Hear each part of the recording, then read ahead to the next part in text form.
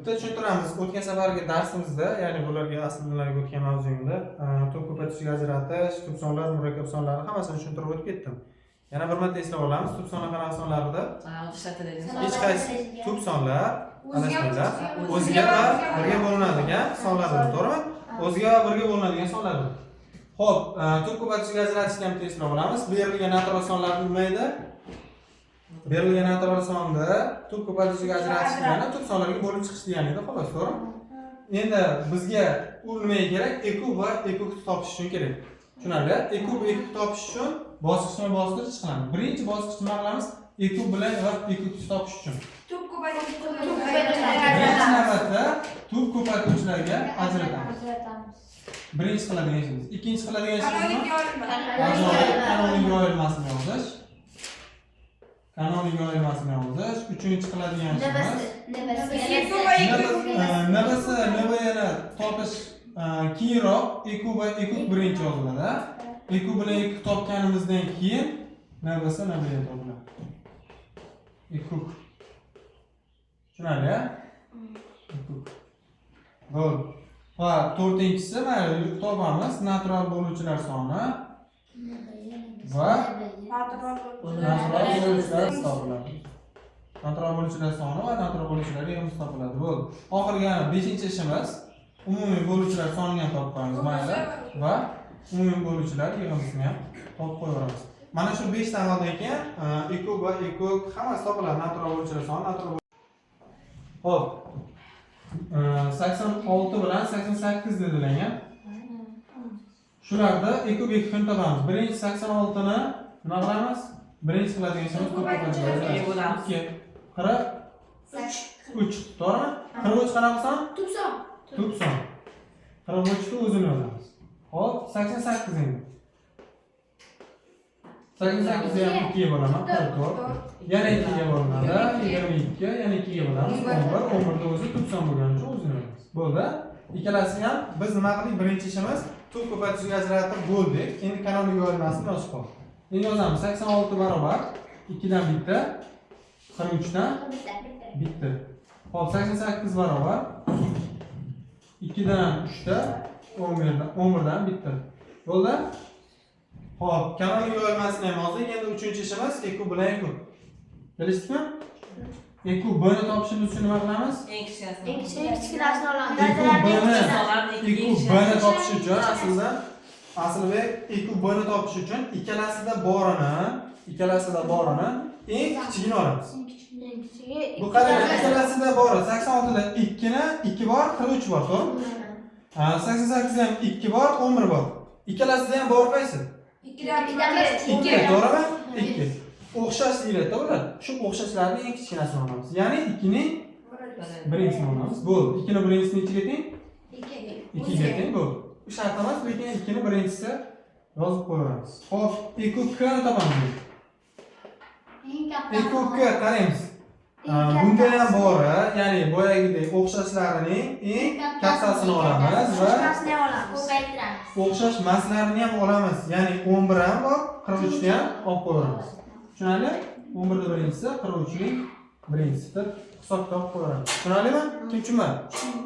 Mana shunda E kub bilan E kubning farqini. E kubida o'xshashlarining eng kichkinasini olamiz. Ikkalasida borini eng kichkinasini olamiz. Va E kubda o'xshashlarni, ya'ni ikkalasida borini ham eng kattasini va o'xshash maslarini ham olamiz. To'g'rimi? Xo'p. E kub bilan E kubni ham topdikmi? Endi natural bo'luvchilar soni va natural bo'luvchilar yig'indisini topamiz. Natural bo'luvchilar soni deganda, boya bitta son uchun topdik, 72 uchun, to'g'rimi? Endi natural bo'luvchilar soni ikkita son uchun topamiz. Tushunarli? 2 ta, 3 ta har doim nechta bo'lsa ham topa olamiz. Endi ahamiyat beringlarchi, natural bo'luvchilar soni. Bo'luvchi deyapti. Natural bo'luvchilar soni. Mana bu ikkalasi qaysi biri bo'luvchi? E kub b-mi, E kub k-mi? E kub k eng kichkina umumiy karrali, E kub b eng katta umumiy bo'luvchi, to'g'rimi? Qaysi biri bo'luvchi ekan? E kub b. Demak, natural bo'luvchilar soni nimadan olinar ekan? E kub b dan olinar ekan. Kichkina bu yozuvmi? E kub b dan olinar ekan. E kub b'miz nechiga teng? 2 ning birinchisi. To'g'rimi? O'tgan darsda natural bo'luvchilar sonini nima qildik? Topishni o'rgatdik. Darajasiga bir qo'shib ko'paytir. Xo'p. Natural bo'luvchilar sonini topishni o'tgan darsda o'rgatib, nima qildik? Darajasiga bir qo'shib ko'paytirdik. Yaxshi. Buni ham xuddi shunday qilamiz. Natural bo'luvchilar sonini topish uchun darajasi necha? 1 plus 1 2. Demak, mana bu 86 ham 88 ikkalasi birgalikda nechta natural bo'luvchilar soniga bo'linadi? Ikkitaga bo'linadi. Tushunarli? Ha. Yaxshi. Natural bo'luvchilar sonini topdik. Natural bo'luvchilar yig'indisi. O'tgan darsda formulasini yozib berdim, ha? Ha. Xo'p, formulasi mana bunday yoziladi. Qisqartmasi yoki nima deyishim natural bo'luvchilar yig'indisi. Gamma deb yozish ham mumkin, to'g'rimi? Ha. Xo'p, natural bo'luvchilar yig'indisini gamma deb bo'ladigan bo'lsak, bittagina formulasi bor edi. O'sha formulaga qo'yib turib hisoblasak, bu ham nimadan olinadi? Bo'luvchi degani uchun bu ham e kubi orqali olinadi. Yozib qo'ying, e kubi orqali olinadi. E kubimiz nimaga teng? 2 dan 1. Yozamizki, kechagi formulaga qo'yib, o'tgan safargi formulaga qo'yib, 2 ning birinchisi darajasiga 1 qo'shiladi, o'zidan 1 ayriladi va o'zidan markazida ham 1 ayriladi. Xo'p, 2 ning nechinchisi? 2 ning ikkinchisi ayrilgan 1 bo'ladi. 1 ga 1 qo'shilyapti, to'g'rimi? Taqsim markazda 1 chunki 2 dan 1 ayriladi. 2 ning ikkinchisi 4 ga teng, 4 dan 1 ayirsak 3, 3 ni 1 ga bo'lsak 3 degan javob chiqadi.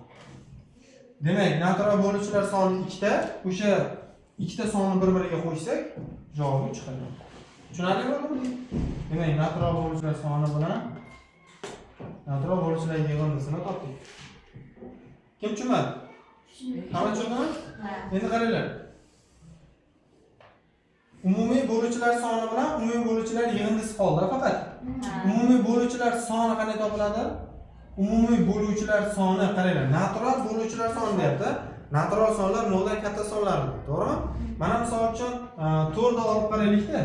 4 ni olib qaraylik. Bu 2 ga bo'linadi, to'g'rimi qoldingiz? Lekin 4 minus 2 ga ham bo'linadi. To'g'rimi? Lekin qaranglar, mana bu 2 natural son, minus 2 natural son emas. Demak, umumiy bo'luvchilar sonini so'rasa sizlardan, demak 0 dan katta sonni ham, 0 dan kichkina sonni ham olamiz, to'g'rimi?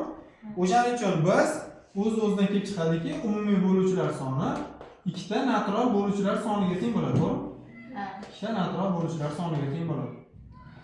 Demak, bizda umumiy bo'luvchilar sonini topsak, natural bo'luvchilar sonimiz nechta chiqdi? 2 ta.